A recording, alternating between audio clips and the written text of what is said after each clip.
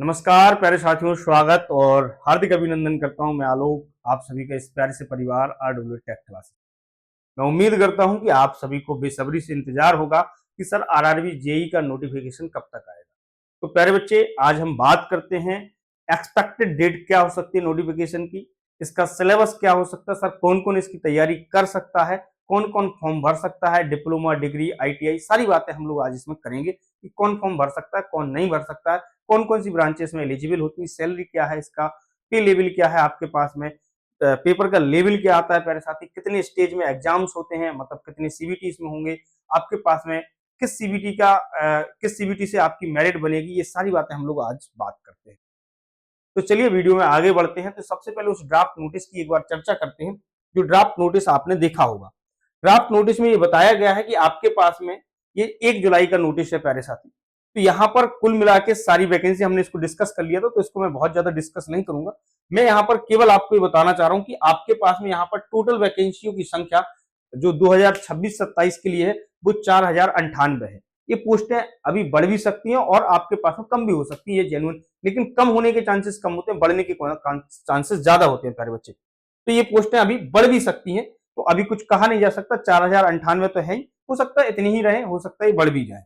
अगर हम बात करते हैं यहाँ पर कुछ डेट मेंटेन की है कि जो नोडल आरआरबी हम लोग डिसाइड करेंगे। नोडल आरआरबी का मतलब होता है प्यारे साथी कि जो आरआरबी आपके पास में शुरू से लेके लास्ट तक, मतलब फॉर्म भराने से लेके आपके पास में सीबीटी कराना, सीबीटी कराने के बाद डीबी कराना, सब कुछ आपके पास में इनके हाथ में होता है। यानी कि एक नोडल आरआरबी को यहाँ चयन किया जाता है। तो नोडल आरआरबी 21/7/2026 को डिसाइड हो जाएगी। आज तारीख है 9, ठीक, यानी कि 21 तारीख तक अगर नोडल आरआरबी ने डिसाइड की तो आप अप्रोक्सीमेट इसमें एक हफ्ता और जोड़ लीजिए, यानी कि 21/7/28। मतलब आप बिल्कुल स्पष्ट रखिएगा कि आपके पास में जुलाई के लास्ट वीक में, यानी कि जुलाई के लास्ट वीक में आपके पास में क्या होगा, आपके पास में पूरा नोटिफिकेशन आउट हो जाएगा। ठीक, हालांकि एक अखबार की कटिंग में आरआरबी इलाहाबाद ने क्या बोलते हैं सूत्रों से हवाले से एक खबर जागरण अखबार ने अभी कल परसों ही छापी थी कि आपके पास में आरआरबी के जो सेफ्टी कैटेगरी में इतनी 4098 वैकेंसियां भर्ती करेगी आरआरबी। ठीक है, तो आपके पास में अगर हम बात करते हैं नोडल आरआरबी कितनी दिनों तक, देखो आपके पास में इनको डेट दी गई है 21/7/2026 से लेके यहाँ कितना टाइम लिमिट किया गया, ये लिमिट नहीं है, लेकिन मैं ऐसा मान रहा हूं कि आपके पास में 7-8 दिन का टाइम लगेगा, एक हफ्ते में ये आ जाएगा। यानी कि यहां तो ये बात तो तय होगी कि सर नोटिफिकेशन का जो टाइम होगा, जो नोटिफिकेशन आना होगा, यानी कि जो नोटिफिकेशन का टाइम है प्यारे बच्चे,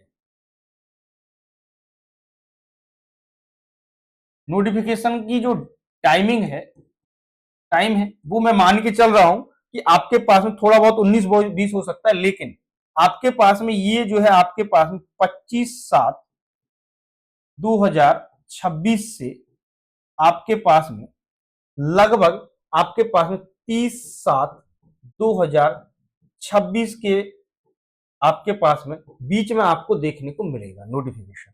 ठीक, अनाउंसमेंट आपको देखने को मिलेगा 100% वैकेंसीज का, ये तय है। ठीक, अगर हम बात करते हैं, अब आगे बढ़ते हैं, तो हम लोग यहाँ पर इतनी चीजों पर डिस्कस करने लग रहे होंगे, तो वन बाय वन जो नए बच्चे हैं जो अभी इस बार पास आउट हुए हैं, जो आरआरबी जेई एसएससी जेई में अपीयर होंगे, उन बच्चों के लिए बहुत जरूरी है ये सूचना। और जो बच्चे अपीयर हो चुके हैं, जिन्होंने पहली बार पेपर दिया है और जो सीबीटी 2 में भी बैठे थे बहुत सारे बच्चे, आपको आपको पता होगा, और सीबीटी 1 में बहुत सारे बच्चे सीबीटी 1 में रह गए हैं, तो वो आपके पास में किसी भी तरीके से अपने मनोबल को डाउन ना करें, क्योंकि आपके पास में फिर से वैकेंसी, फिर से अपॉर्चुनिटी आपके पास में आई है। ठीक, आइए बात करते हैं सबसे पहले कि आपके पास में कितने पद इसमें निकलते हैं। तो प्यारे बच्चे, आपके पास में जो सेफ्टी कैटेगरी है, इसमें हमारे पास में 2-3 तरीके के पद देखने को मिलते हैं। एक तो ये जूनियर इंजीनियर का पद, यानी कि जेई का पद होता है। एक डीएमएस का पद होता है, ये depot material superintendent and chemical metallurgical assistant, यानी कि सीएमए भी सेफ्टी कैटेगरी में आता है। आपके पास में अगर हम लेवल 6 की बात करते हैं, तो आपके पास में लेवल 6 की अगर बात करोगे तो लेवल 6 है। ठीक, इसका लेवल 6 होता है। आपके पास में हर कैटेगरी का लेवल होता है, जैसे लेवल 2, लेवल 3, लेवल 4। लेवल 6 एक बड़ा लेवल होता है। ये लगभग ग्रुप सी और ग्रुप बी के बीच में, ग्रुप सी और ग्रुप बी में आपके पास में आता है लेवल 6। इनिशियल पे आपके पास में 35,400 है। यानी कि जो आपके पास में इनिशियल पे है जो इसका 35,400 है, इसमें आप डीए टीए जोड़ोगे तो मैं आपको बता देता हूं लगभग सैलरी जो आती है आपके पास में 65,000, आपके पास में 65,000 से लगभग ये सैलरी बनती है 75,000 रुपए तक। ठीक, 75,000 रुपए तक ये सैलरी बनती है प्यारे साथी। अगर हम बात करें अभी तो 8 पे कमीशन भी लगेगा, तो 8 पे के बाद में आपके पास में ये सैलरी लगभग 1 लाख से ऊपर ही होगी, मतलब 1 लाख से ऊपर ही होगी ये सैलरी, इससे कम नहीं होगी। ठीक, 8 पे कमीशन के बाद, ये बात याद रखें। यहां पर आपके पास में एज क्राइटेरिया की अगर हम बात करते हैं तो यहां पर आरआरबी जेई में जो एज क्राइटेरिया है 18 से 33 है आपके पास में। और अगर हम बात करते हैं ये पिछले साल की वैकेंसी है, पिछले साल ये वैकेंसी जो आई थी 2569 है, यानी कि पिछले साल की वैकेंसियों की तुलना करें तो जस्ट आप मान सकते हैं कि लगभग अप्रोक्सीमेट डबल है। ठीक है, अगर हम बात करें इसमें तो आपके पास में इसमें जो छूट दी जाती है एज ग्रुप आपके पास में 18 से 33 है, और इसमें आपके पास में छूट दी जाती है अगर हम अनरिजर्व को और ईडब्ल्यूएस को कोई एज रिलैक्सेशन नहीं होता है, इनको 3 साल का एज रिलैक्सेशन होता है और इनको आपके पास में 5 साल का एज रिलैक्सेशन होता है, बाकी एक्स सर्विसमैन को 10 साल का भी देते हैं। ठीक है, अगर हम बात करते हैं आगे एग्जामिनेशन फीस की, तो प्यारे साथी एग्जामिनेशन फीस जो है 500 आपके पास में किन कैंडिडेटों की लगेगी, आपके पास में स्टेज 1 में अपीयर होने के लिए प्यारे साथी, तो ये आपके पास में 500 रुपए होगी आपके पास में, जो कि आपके पास में रेस 400 shall be refunded due to the conducting bank charge as application. मतलब आपके पास में ये जो ईडब्ल्यूएस यूआर और ओबीसी की फीस होती है, ये एससी एसटी की फीस होती है 250 रुपए। ठीक, और ये पूरी रिफंडेबल होती है। ठीक, 500 और 250 रुपए फीस लगेगी। फीस की बात हो गई। बात करते हैं सीबीटी आपके पास में प्यारे साथी, तो इसमें 2 सीबीटी होते हैं, एक सीबीटी 1 और एक सीबीटी 2। सीबीटी 1 को हम अक्सर स्क्रीनिंग बोलते हैं। क्या बोलते हैं? स्क्रीनिंग टेस्ट बोले जाते हैं। स्क्रीनिंग टेस्ट का मतलब है केवल एक क्वालिफाई होता है। क्या होता है? क्वालिफाई इन नेचर होता है। तो आपके पास में 90 मिनट का पेपर होगा, कुल मिला के आपके पास में 90 मिनट का पेपर होगा और 100 क्वेश्चन आपको देखने को मिलेंगे। सीबीटी 1 की अगर हम बात करते हैं तो आपके पास में मैथमेटिक्स होगा, इसमें मैथ का सिलेबस दे रखा है, ये जनरल इंटेलिजेंस एंड रीजनिंग होगी, जनरल अवेयरनेस होगी, और साथ में आपके पास में जनरल साइंस होगी, जिसमें physics, chemistry and life science आपके पास में 10th standard of CBSE syllabus के अकॉर्डिंग आपको दी जाएगी। सीबीटी 1 का ये सिलेबस है। अगर आप देखेंगे कि आपके पास में इसके बाद में जब सीबीटी 1 आप क्रॉस कर लेते हैं, पास कर लेते हैं, तो आप एलिजिबल होते हैं सीबीटी 2 के लिए। ये सीबीटी 2 आपके पास में 120 मिनट का आपको देखने को मिलेगा प्यारे साथी, और आपके पास में अगर आप बात करेंगे यहाँ पर 150 क्वेश्चन होंगे, जिसमें से जनरल अवेयरनेस होगी, फिजिक्स, केमिस्ट्री आपके पास में 10th क्लास की देखने को मिलेगी सीबीएसई बोर्ड के, आपके यानी कि एनसीईआरटी की पढ़नी है कुल मिला के। बेसिक कंप्यूटर्स होगा आपके पास में, basic of the environment and pollution control होगा, टेक्निकल एबिलिटी होगी। मतलब आपके पास में ये इतना सिलेबस होगा किसका? आपके पास में प्यारे साथी सीबीटी 2 का। इसके बाद में आपकी मेरिट बनेगी, देन डीबी, और आपके पास में क्या होगा? आपके पास में मेडिकल होगा। अब आगे बढ़ते हैं सर।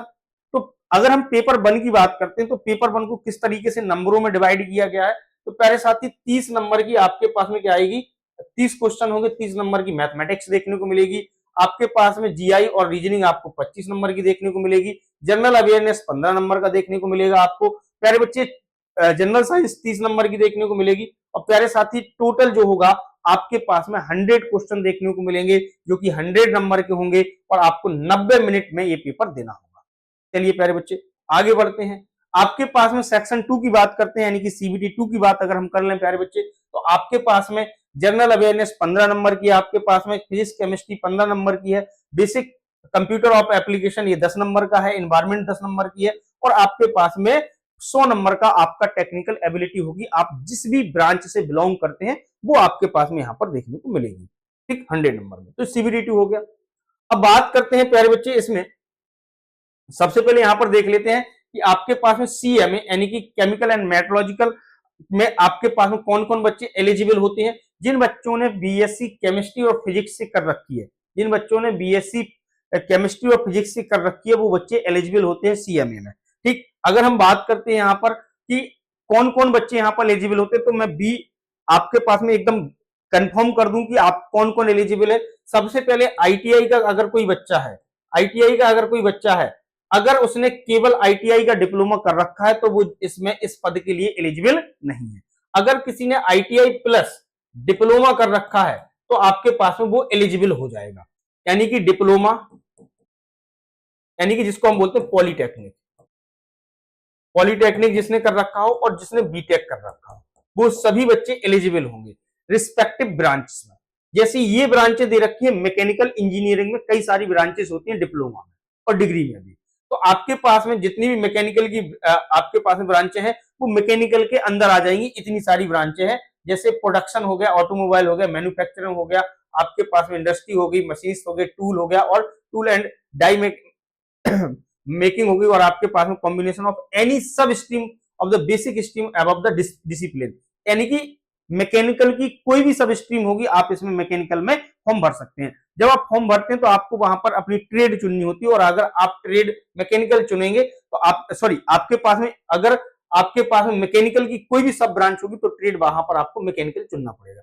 इलेक्ट्रिकल और आपके पास में एलाइड इंजीनियरिंग की बात करते हैं प्यारे साथी, तो इसमें इलेक्ट्रिकल और कॉम्बिनेशन ऑफ एनी स्ट्रीम, जैसे इलेक्ट्रिकल आईसी हो गया, इंस्ट्रूमेंटेशन कंट्रोल, इलेक्ट्रिकल आईसी जो आता है, इंडस्ट्रियल कंट्रोल जो आता है प्यारे बच्चे, जितने भी इलेक्ट्रिकल और इलेक्ट्रिकल की सब ब्रांचेस होंगी वो आपके पास में किस में चले जाएंगे, इलेक्ट्रिकल में।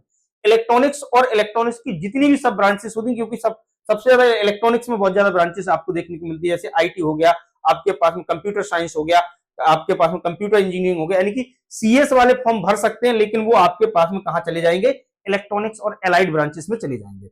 सिविल में तो कम ही आपके पास में ट्रेड होती है, ब्रांचें होती हैं। सिविल में दो ब्रांचें हैं आपके पास में, मुख्यतः सिविल और civil EPC, environment and pollution control. तो आपके पास में यहाँ पर आपके पास में 4 नंबर पर आपके पास में सिविल और सिविल की सब ब्रांचेस इसमें आ जाएंगी। तो इतने लोग तो एलिजिबल होते हैं। ठीक है प्यारे साथी, अगर हम बात करते हैं कि नोटिफिकेशन की बात हमने कर ही ली है कि नोटिफिकेशन कब तक आएगा प्यारे बच्चे, तो ये इंफॉर्मेशन जो है एक जस्ट आपको एक स्पार्क देने के लिए मैंने दी है, ताकि आप तैयार रहें कि आपका जो है क्या बोलते हैं, नोटिफिकेशन जल्द ही आने वाला है। लगभग आपके पास में इस मंथ के लास्ट वीक तक आपको नोटिफिकेशन देखने को मिलेगा प्यारे बच्चे। तो कमर कस लो, सीबीटी 1 की तैयारी करना स्टार्ट कर दो, और जितने भी बच्चे अभी पास आउट हुए हैं उनके लिए एक बड़ी अपॉर्चुनिटी हो सकती है। और जिन बच्चों ने अभी पेपर दिया और सीबीटी 1 वो किसी तरीके से क्रॉस नहीं कर पाए, कोई बहुत ज्यादा नंबरों से दूर नहीं रहे हैं, बहुत सारे बच्चे ऐसे हैं हमारे पास में जो किसी का 1 नंबर किसी का आधा नंबर से, तो वो बच्चे तो बहुत ही गौर से और अभी से ही लग जाएं, ताकि आपको बाद में एक अच्छा रिजल्ट देखने को मिले।